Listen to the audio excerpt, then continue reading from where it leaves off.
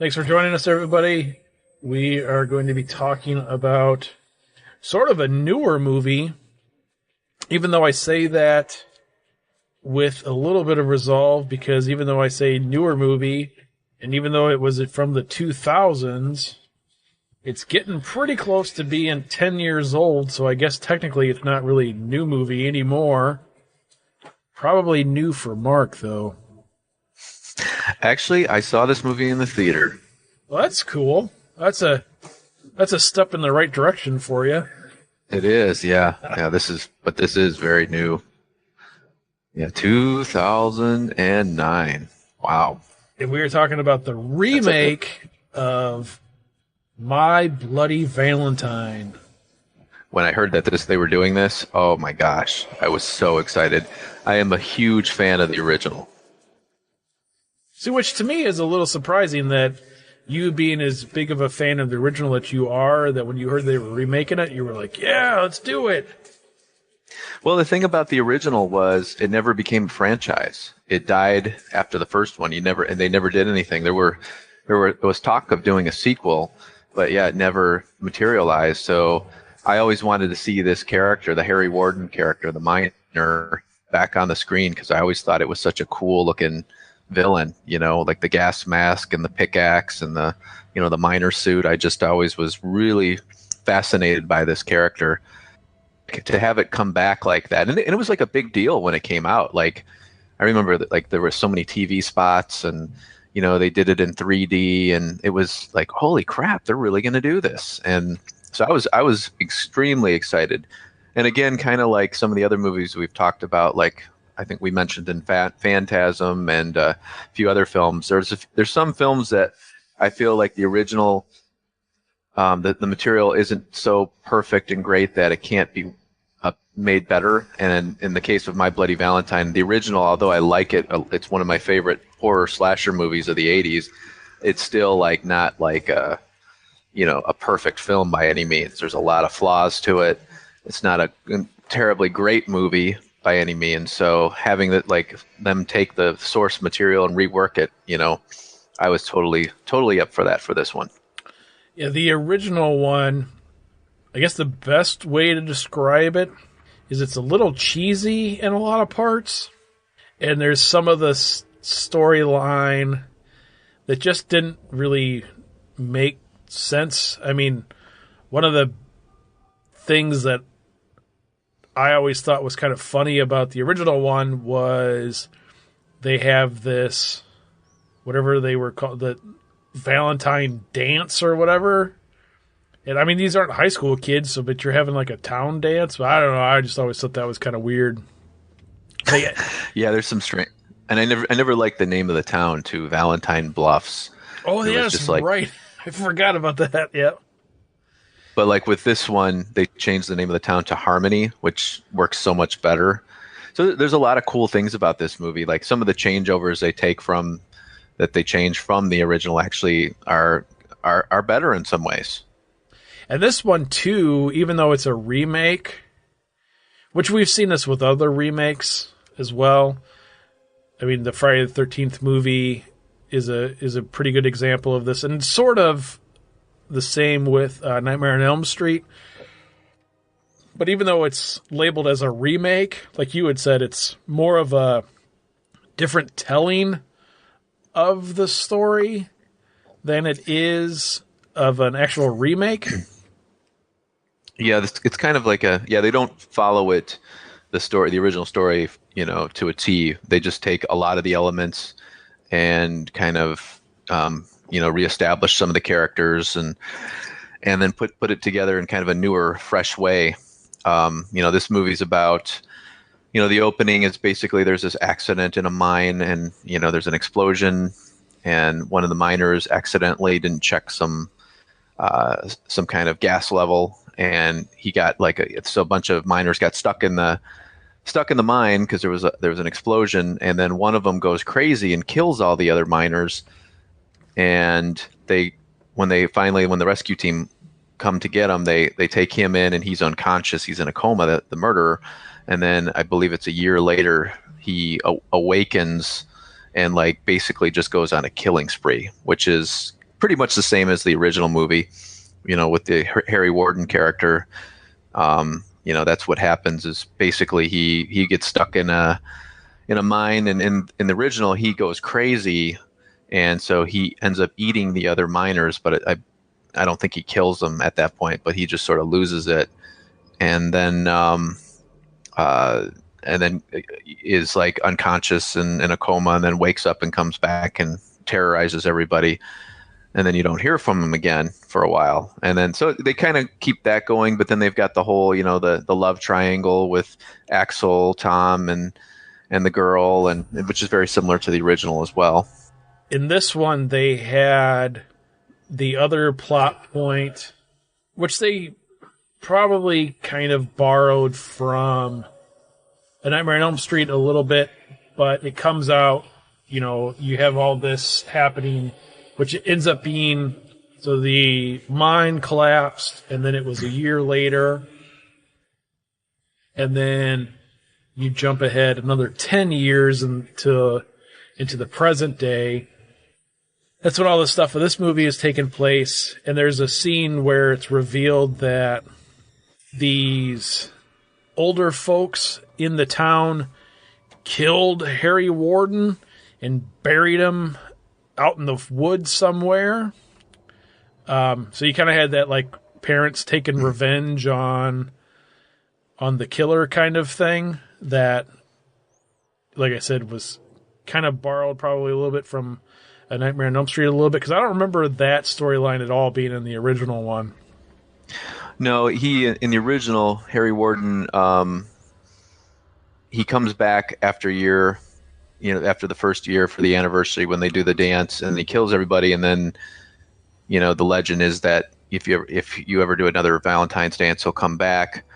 But you end up finding out, spoiler alert if you haven't seen the original, that Harry Warden had died in a mental institution. That never happened. They didn't corner him or anything like that. He was they somehow must have captured him and institutionalized him, and that's when he died. Because in the original movie, it's a copycat killer. This movie came out in 2009, so it was kind of around that time frame when all these remakes were happening. Oh yeah. And we talked about this a couple of times on this show, where you kind of had from the 90s up until, well, even I would say even some of the newer horror movies are doing the same thing. A lot of these movies are really stylized. Everything is just perfect in them.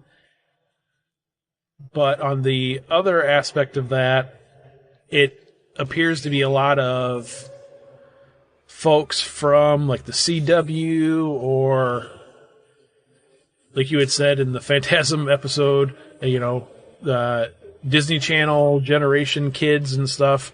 Because one of the main characters in this, Jensen Ackles or whatever his name is, I mean, he's one of the stars of the Supernatural TV show, which is a huge hit with the kids these days. And actually, I know that the other actor that stars in that show is Jared Padalecki, who is from the remake of Friday the 13th. Yeah, it is a little bit polished, I will say, compared to the original 1981 film. And they do use these, they try to lure in the younger crowd with these, popular teeny bop or 20-year-old actors and stuff. And that to me, that was the one thing that's sort of the weaker point of the film, just because I guess it's kind of funny because there's the horror fans like us, and then there's the general population.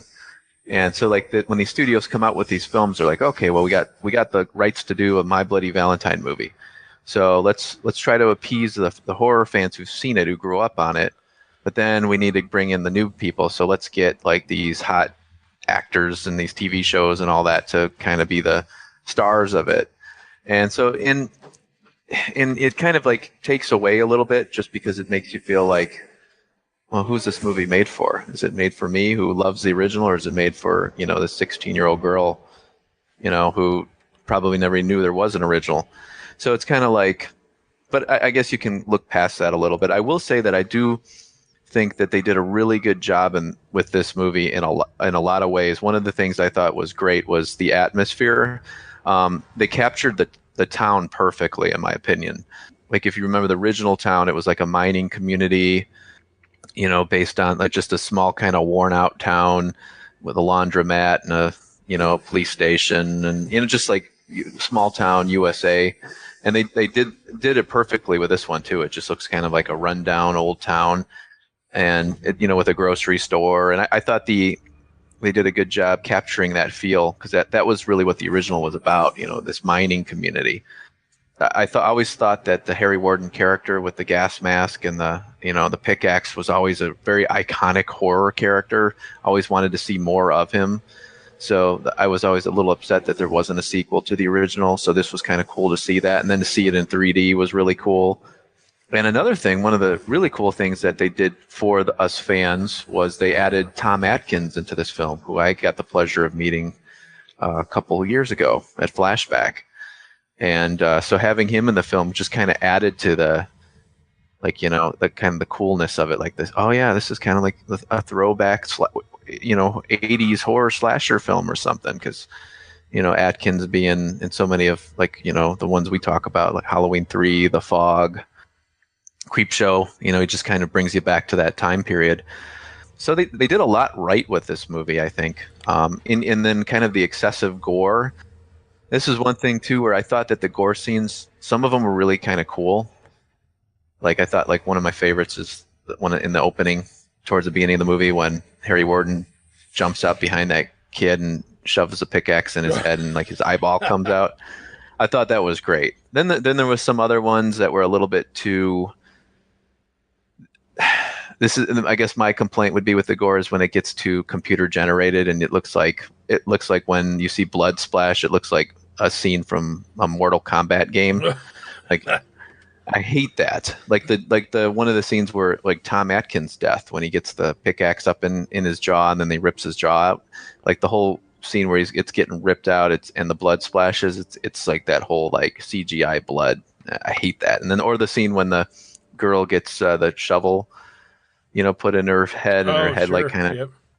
and it kind of comes down the shovel. It just kind of looks like a Photoshop or something. That wasn't. I don't know. I wish they would have stuck with the practical effects a little more. I believe they call that a slide kill. Yeah. Okay. When you're like cut in half and you slide away. Yeah. So yeah, had they stuck a little bit more to the practical effects for this movie, I would have been even happier. But again, I was very impressed with this movie, and I remember leaving the theater too and being like, this is probably my favorite of all the remakes. The only thing that really kind of threw me with having some of the, whatever you want to call them, younger cast or whatever you want to say, great, I mean, because we're approaching middle age like nobody's business, I guess, but wasn't so much with the main character and like the girls and some of the other characters in the movie. But the only one that really threw me in this one is when you get to the modern day and then you have this guy who's the sheriff of the town and he looks like a GQ model, with his little stubble beard and stuff. And, you're like, are you even old enough to drink, dude? I mean, you're not the sheriff of the town. But the one thing that I will say that they didn't do with this one that they have done in a lot of recent movies, and when I say recent movies, I'm talking about movies for the past 20-some years, I guess, but is the characters in this movie aren't really self-aware as they tend to be in a lot of horror movies, which gave it some points from me. Even though there was some of the, not a lot, but there was a couple of the stereotypical people in the movie. You didn't have the black guy running around the entire movie going, I'm going to die first, or nothing like that. So, no, there wasn't anything like that. It was kind of a smart horror movie. And I think that was because it's a little bit of a different storyline, kind of like the original wasn't a teeny bop movie, because they were all adults in that movie, all the victims. And this movie kind of plays along that whole who done it. It's sort of like who's the killer, and so they don't have this. It doesn't have that same, like, he's not going out randomly. Just it's not a typical slasher movie with a random kills. There's more of like a reason behind his kills. Yeah, the only thing with the entire movie, which is, well, maybe we'll save that for a little bit later, because I don't want to jump completely to the end of it quite yet. There's no reason to have a super short episode on a movie that we both like. To kind of go back to what you said about the kills, I thought for the most part the kills were pretty gruesome.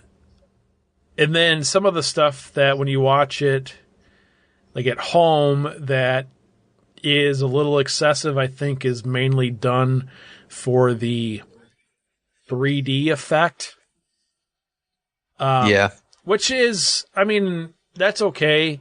But there's a lot of times when you watch these movies on a non-3D system, which is pretty much everybody anymore. I mean, I'm sure there's maybe a couple of people that have 3D TVs and stuff, but I don't know if you can buy a 3D TV anymore. Maybe you can, I'm not sure, but anyway, some of that stuff, looks a little hokey when you're seeing it, because, like when you have like the pickaxe coming at you, or you're saying with Tom Atkins when the jaw comes shooting across the screen at you and stuff, you're kind of like, it's like when anytime you watch Friday the 13th Part 3, and a few of those scenes, just kind of like, oh, I can see the wire. That's takes me out of it just a little bit.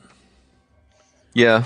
I actually thought it was kind of fun that they did this in 3D. I thought it was kind of a cool campaign that they had, like they really did a lot of advertising for this, because this was like the perfect movie to do it in, like, in the mines and all that stuff. And yeah, I was pretty excited about that. So, and one thing about this movie that was really cool is that, well, actually, originally, the director of the original film wanted to do a sequel to his movie, and he wanted it. And I thought his idea for the sequel was really cool.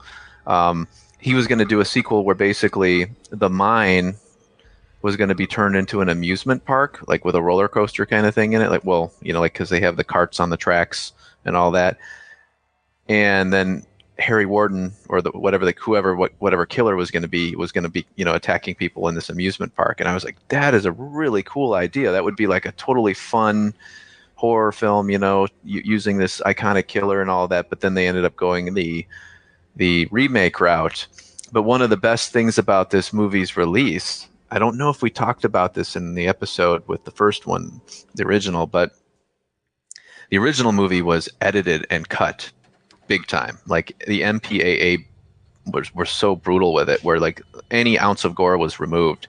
So for the longest time, Fangoria, when the movie was about to come out, Fangoria had the photos of the gore scenes. And then when the movie came out, everybody, the horror fans back then, were like, whoa, there's like none of those scenes that were in the magazine are here. Like, it's just like this thing's been cut so badly.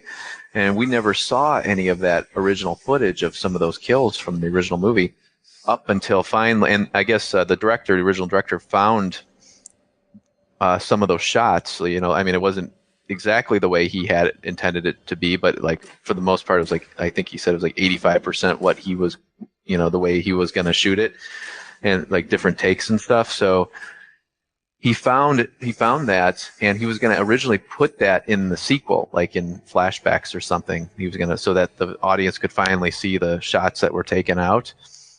But then they ended up doing the remake, and then so he took those shots and they created the uncut DVD that was released right before this remake's release in a theater. So finally, after all those years, we got to see the original version of what My Bloody Valentine was supposed to look like. And it like literally makes that movie almost completely different. Like it's those scenes are you just need them in there for it to be as effective. There's a couple of parts of this movie that when you see it, you're just like, are you just doing that just to do it? Because one of the opening scenes of the movie, after Harry wakes up from his coma, and then he goes through the hospital and like just mutilates everybody in the hospital. And so they're showing all these people, all cut up and stuff.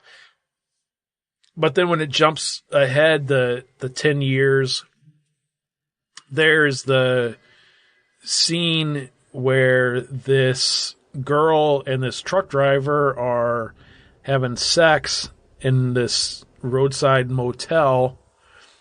And, I mean, it's not horribly long, but, it's a decent amount of time that you have this girl who is completely naked. And so they have the sex scene, and then she's running around completely naked, and then here comes Harry Warden, and then so she's running away from him completely naked, and then she is like attempting to fight him off completely naked. Did you catch who that truck driver was? I wasn't paying that much attention to him. That was Todd Farmer, the guy who wrote this movie and also wrote Jason X. Oh, okay, cool. Yeah, I wouldn't recognize him if. Okay. Yeah, I mean, just by his face, I wouldn't. Oh, hey, there's Todd Farmer over there. But that was one of those things. I mean, that was obviously just a gratuitous nudity scene. Oh yeah. And so if it was one of those things where there's like, oh, let's see how long we can have her run around naked for. And I mean, she's naked. Like it's full frontal, full rear. And you're like, oh yeah. Damn. It's so strange that what they get away with this movie compared to like the early 80s stuff. Like you never see the gore in this movie and oh my gosh, well, like you mean compare it to the original movie. It's not even the uncut original movie isn't nearly as gory as this film. Right. Yeah. Yeah. Some of the stuff is pretty brutal in this. It's funny. It is. We were watching, was it this one? Or was it, I can't remember which movie it was I was watching. No, my wife wasn't watching this one with me, but I was watching some movie the other day and something had happened and I went, oh! And she was like, why are you watching this if that is going to make you wince? You're over there going, the entire time. I'm like, I do that every time I watch a horror movie. I said, if I don't do that at all and I'm watching a horror movie, it's not a good horror movie. Good point. If it doesn't make me wince, I don't want to watch it. This is some like psychological thriller or something, but yeah, I really enjoyed this one. I really liked it. The ending and kind of like was a little bit. It was an okay like reveal. I guess we shouldn't give it away, or it's up to you. I guess. What do you think? Should we give it away? Well, like I said before, this movie's 10 years old, so if you haven't seen it by this point, no, that's true. Sorry. It's not like it just came out. Well, you find out that the killer is Tom, who is the guy whose dad owned the mines, and he was responsible for the explosion that got the miners trapped in there. And he gets attacked by Harry Warden the year after when Harry Warden returns, and he goes crazy. And then we find out that he had been in a mental institution, and then so kind of he has like a split personality and sort of thinks he's Harry Warden, which is kind of hokey in a way. And then the one scene where like he goes down in the mine with the miner, and then he like there's that whole scene where Harry Warden attacks him and like locks him in the cage, and then goes and kills the other guy. Like looking back, it's like that was kind of stupid. So why did they do that? Just to make it like, because that sort of lies to the audience to make you think like, oh, okay. So then when we see it back in flashback, he wasn't really there.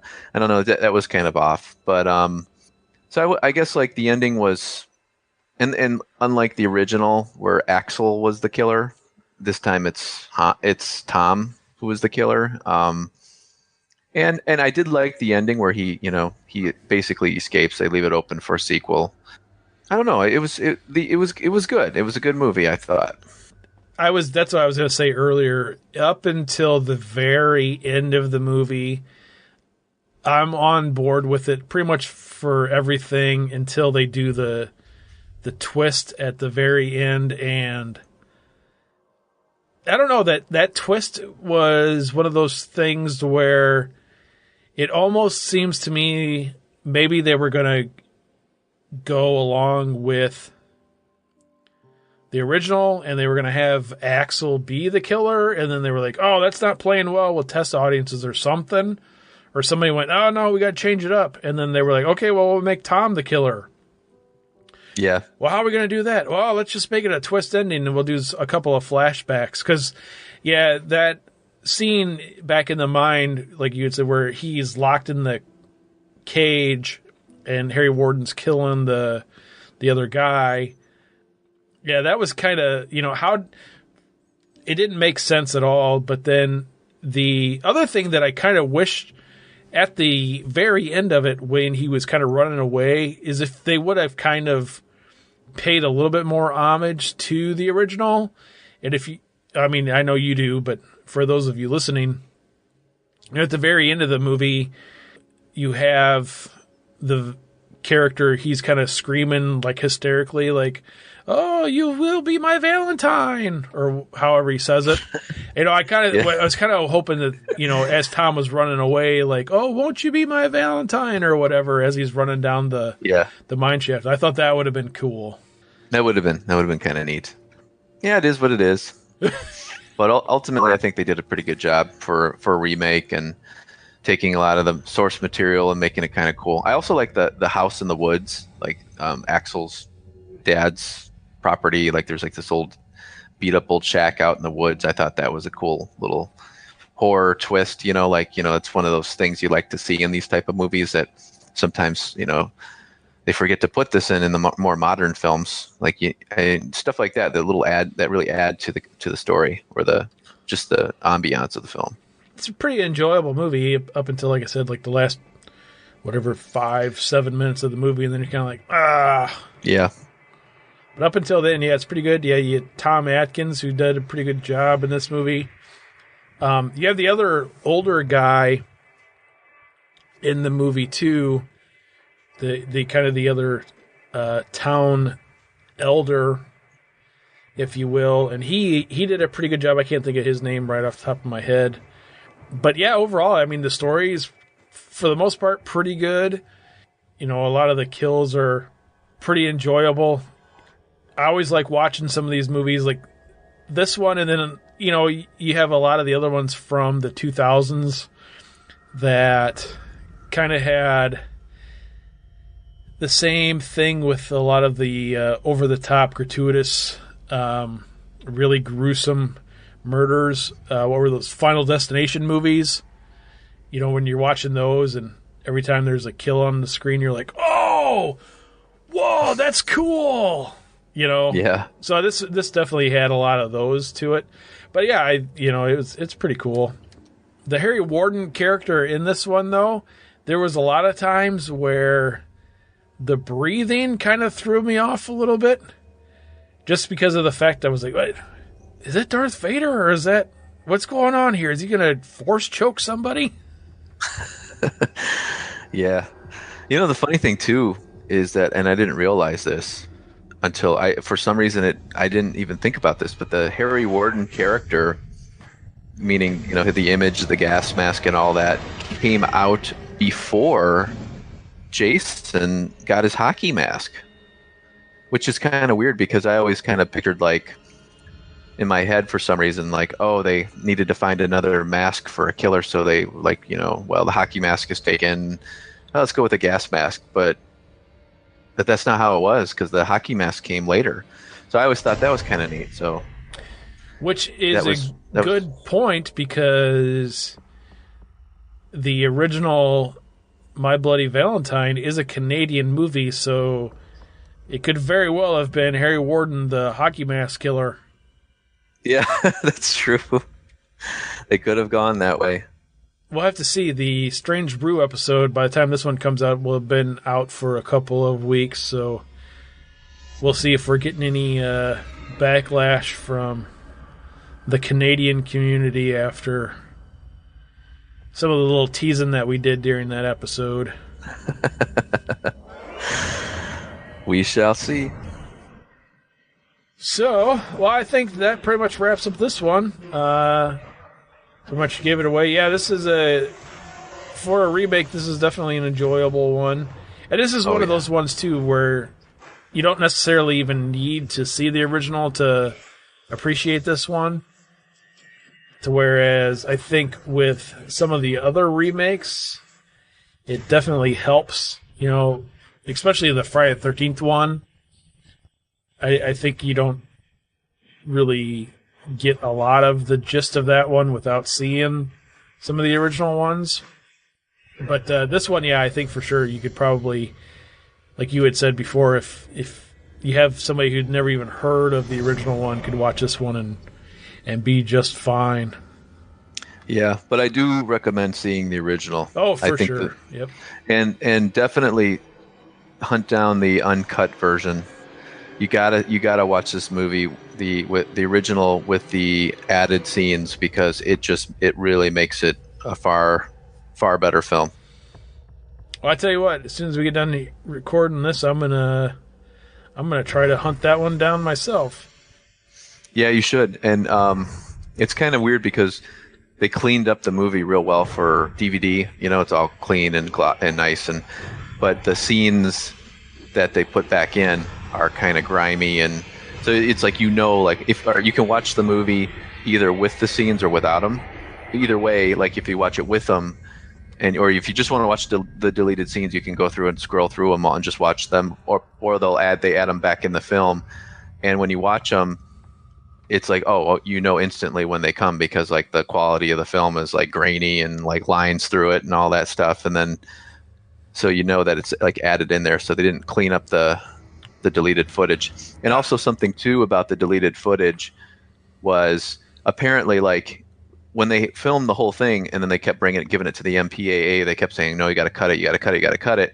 They lost a lot of the footage. So basically what the footage they did find and they restored onto this, he said, was pretty close to what the original version was supposed to be like. And I guess there was one death scene that they couldn't find, and then some of the death scenes were a little bit like, you know, it's like different takes of them, so it wasn't exactly the way it was going to be, like in the actual shots that they had kept in it before they had to cut it out. So like even at the beginning, there's like a whole thing written up by the director, and he explains like, this is like pretty much like 85% of what my vision was for the film.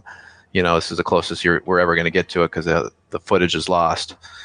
But it really does, like, it changes the movie tremendously, especially the shower head scene. Like, if you watch the theatrical version, you're like, what just happened? And then you kind of figure it out. But then when you watch the uncut version, you're like, holy crap. Now I see, okay, yeah, now it really was a Bloody Valentine. All right, guys, so we'll be back next week with something new. We'll find something.